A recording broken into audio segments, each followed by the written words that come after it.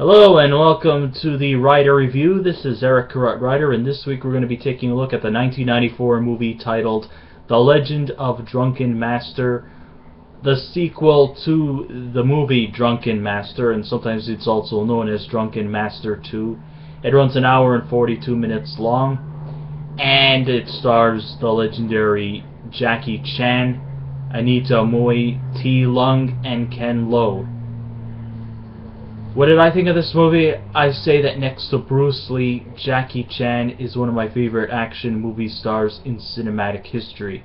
This movie just demonstrates just how flexible and high-flying Jackie Chan is in one of his best action films, and I even think this may even outscore the Rush Hour series.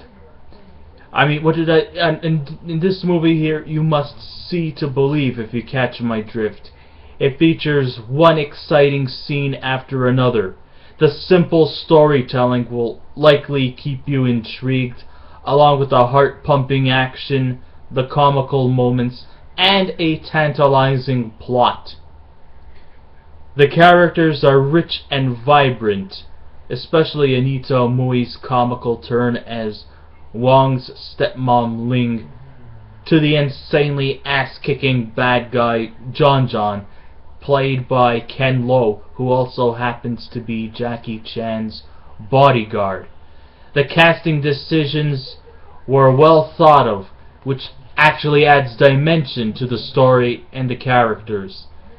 I mean, if you want to see good, true, great action, this movie stays with it, never goes off guard, and I think you will definitely agree with me that this is probably as good of action as you're going to get. The story goes a little something like this. The iconic folk hero Wong Fei Hung is a well-meaning but naive student in the art of drunken boxing, also could be known as Zui Quan. You see, whenever the time is needed, he seems to gain a lot of upper strength whenever he consumes alcohol. But I don't think he's using it to overpower his adversaries, but mostly to catch them off guard. Because when you're drunk, you're unpredictable in the things you do.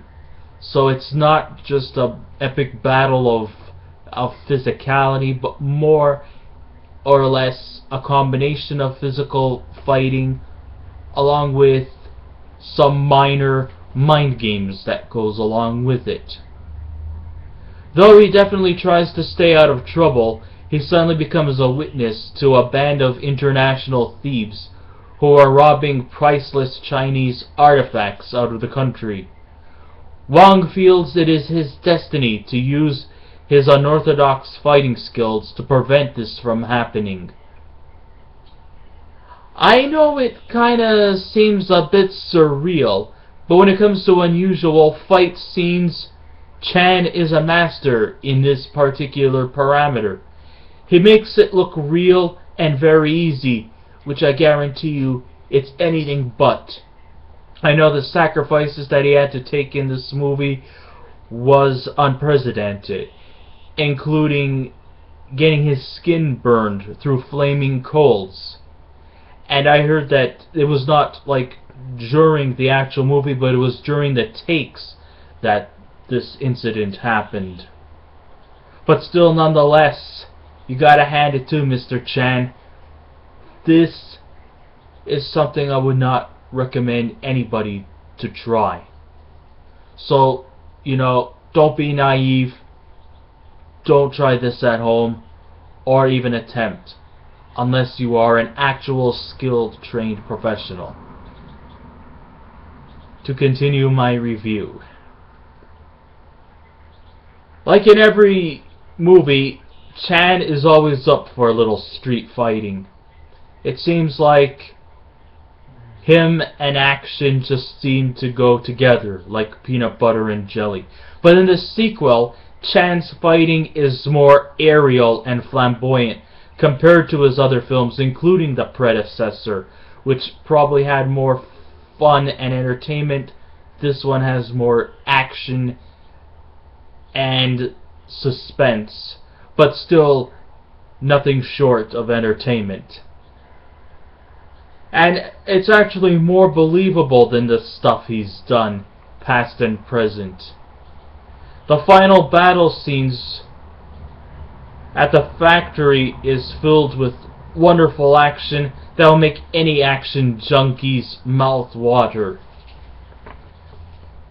Jackie Chan, of course, has a band of fine supporting players. You know, he's not in on this alone. His parents, Ling, played by Anita Mui, and T. Lung as Wang Qi, as Wang's father, are definitely an entertaining pair, so to believe. And the reason why, it's because they have contrasting points of view towards his style of drunken boxing. His father feels that martial arts should not be messed with or should not be taken in vain. He is a man of rich tradition, and he feels that drunken boxing is an easy way out, and he may even consider it to be a mockery to the tradition of martial arts.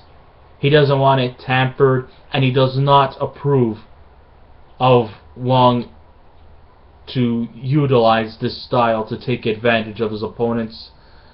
On the other hand, Ling, his stepmother, she is the complete opposite. She's more spontaneous. She seems to be more in a joking spirit. She kind of has a bit of this integrity that kind of reminds me of Lucy from I Love Lucy.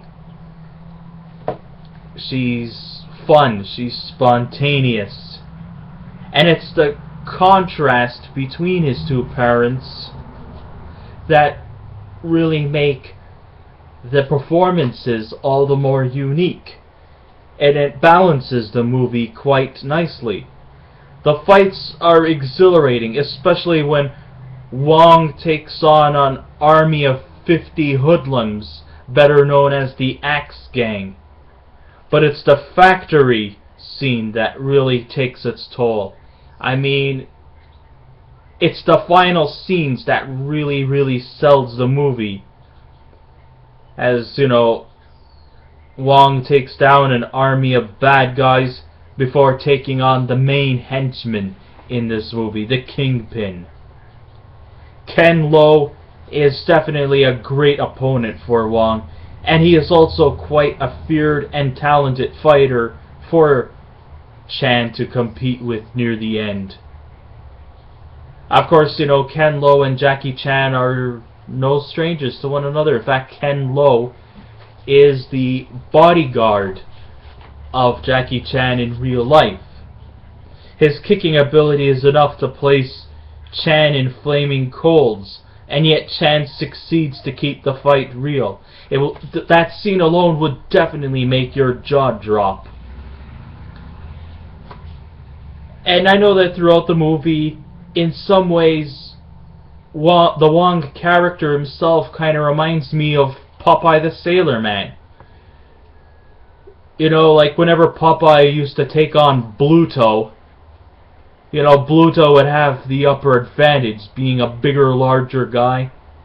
But then when Popeye consumes his ever-popular can of spinach, suddenly Popeye becomes this mean, lean, unbeatable machine. The same could be said about Wang. Once he starts consuming an alcoholic beverage, he becomes a mean, lean, ass-kicking machine, and he eventually gives it to him. And it makes you wonder, is fighting drunk more advantageous than fighting sober? I guess either way, drunken fighting will definitely take your opponent off guard, but is at par with the drinker. I think, like, that's what his purpose is. It's not about, the physicality of the fight. It's just that when you're consuming alcohol, you're oblivious to your own actions, and you never know what you're going to do to your opponent. You could either beat him to a bloody pulp, or he could beat you back, and you're just completely unknown or unaware of your own actions. And I think that's what this movie succeeds. And Chan pulls this stunt off without a hitch. What